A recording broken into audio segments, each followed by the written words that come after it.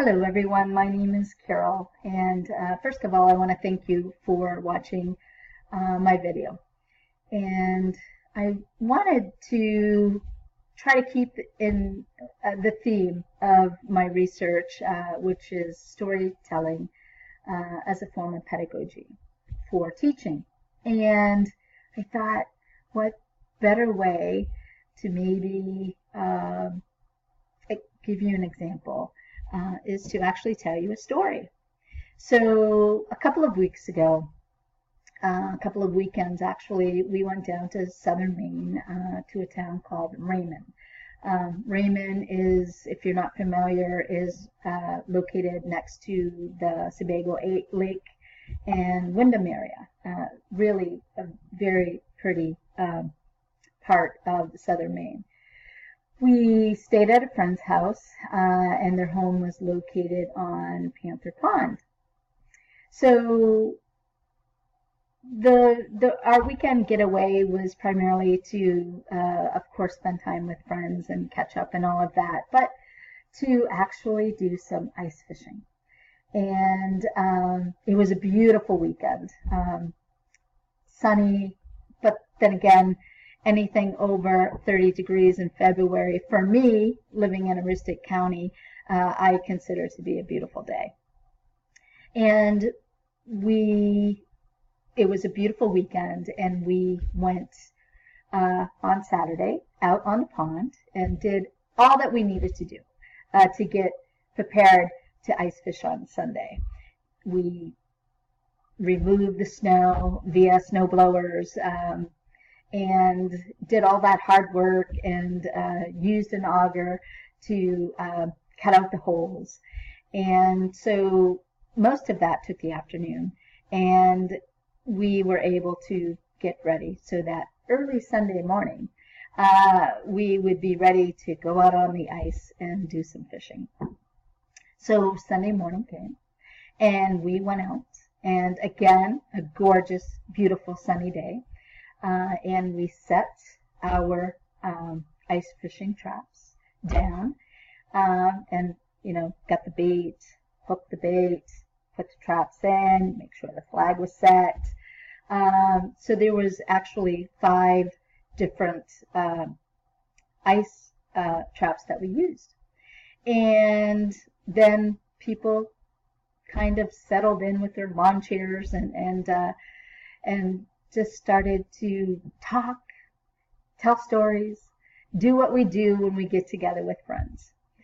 I, on the other hand, chose not to necessarily stop and talk a lot. I went from hole to hole to hole to hole, just kind of looking in, making sure there was no action going on down there.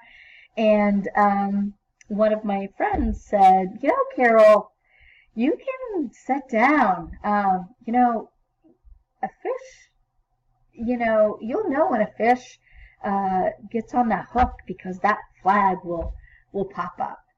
And I said, oh, wait, but I do have a story for you.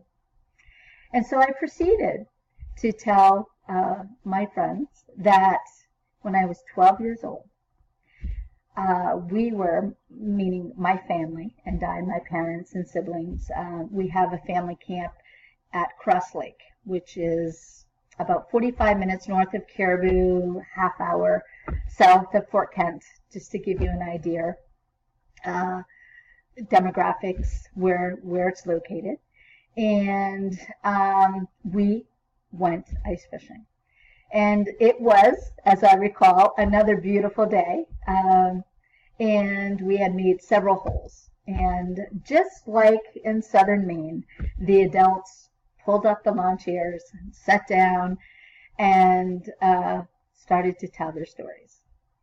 At 11, I wasn't as interested with their stories as I certainly was the past couple of weekends ago with my friends. So curiosity in me would go from hole to hole to hole to hole to look to see again if there was any action. I went from hole to hole, and of course the reel was still The flag was down. Nothing was occurring. And then I went to another hole. And I looked down, and the reel was just spinning and spinning and spinning, and I was like, oh my gosh.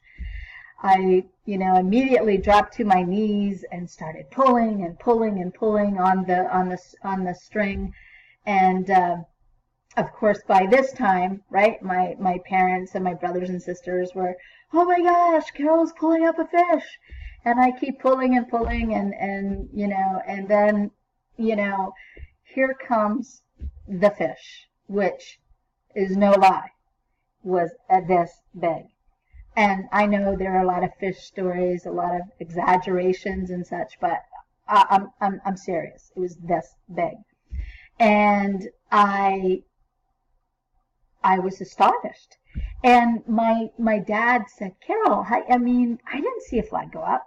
Did you see a flag go up? I said, no, Dad, I didn't see a flag go up. I just saw the reel spinning and spinning and spinning. And I was fortunate enough to see it and get it and tell this story to this day. So as I was telling the story to my friends, I said, so you ask why I walk around and look.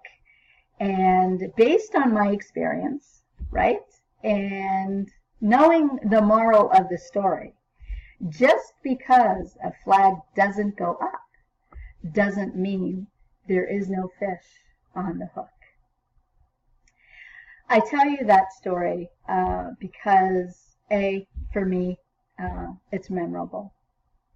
It creates feelings and emotions and a memory that I really hadn't thought about in a long time. But by telling that story, it all came back to me again. And what my hope is for you, by me sharing this story with you, is that that I hopefully created some memory for you. Perhaps you went ice fishing. Perhaps you caught a fish and the flag didn't even go up. Perhaps you felt some emotion. Perhaps just hearing about going with family and being with family created some sort of emotion. And that every experience is different. So through my research, it has become abundantly clear that stories are utilized for a purpose, whether it's to introduce content, to help create relationships, to put in context of what's going on, to create emotion. Because throughout this research, one thing has been said over and over and over again. Whenever you can create emotion, the longer that people will be able to remember the story. So my hope is for you is that I was able to create some of that memory, some of that emotion, some of that experience perhaps. But also perhaps if I see you on May 13th on graduation and you see me, you'll say, oh, wow, that's Carol. She's the one that told the fish story. So in closing, that's my story, and I am sticking to it. Hope you guys have a great day. Take care.